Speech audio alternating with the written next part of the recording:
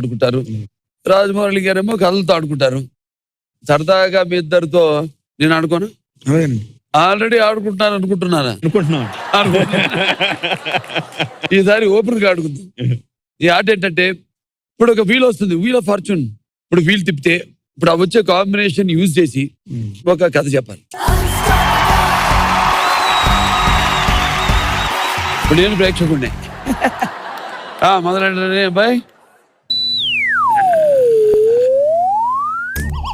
Airport washroom, freedom fighter, rolling pin. First నీదే. Freedom fighter. కథ పరిస్థితి ఏంటి?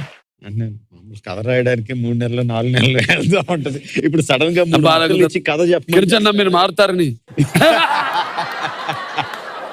ఇప్పుడు ఆయన చూడమ్మా పాత రిమిక్స్ చేశారు.